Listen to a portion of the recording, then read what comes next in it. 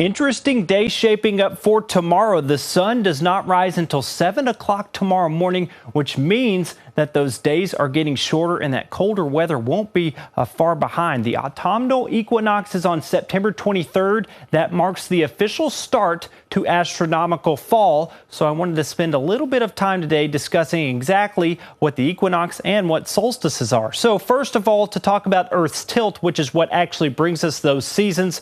Earth's axis is tilted at about 23.5 degrees, and the tilt is, of course, what gives us the seasons. That's something you probably know. What you probably don't know is that the tilt is also responsible for the differences in daytime and nighttime that we often experience throughout the year here in the Northern Hemisphere, especially in this part of the world. The days in the summer are very long. The days in the winter are very short. So let's take a little bit of a look here. First of all, the equinox and solstice dates. The autumnal equinox is the first one that's coming up here, September 23rd. So here in a few days, that is coming up. Then the winter one shows up on December 21st. That's the official start of winter in 2023. Then we push into 2024. The vernal equinox is March 19th, 2024 there, and that's the official start of astronomical spring. And then on June 20th, which is the longest day of the year, I forgot to mention the winter solstice is the shortest day of the year here in the Northern Hemisphere. On June 20th, 2024, the summer solstice marks the longest day of the year and the official start of summer. So what exactly is the equinox? Well,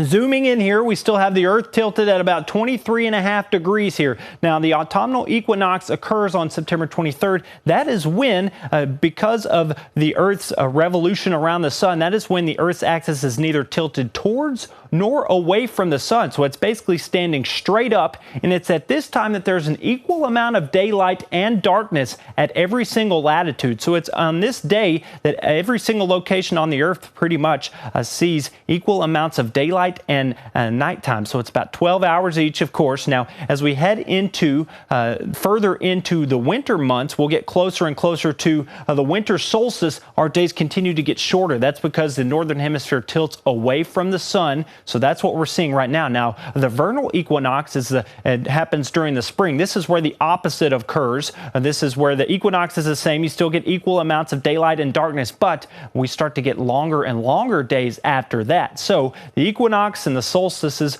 are important because they kind of mark important times of where the sun is located, where the direct rays of sunlight are located on the Earth. And the autumnal equinox definitely means that cooler weather is not far behind. You can always stay posted on the weather here in Youngstown by going to WKBN.com and checking in on the Storm Team 27 weather forecast.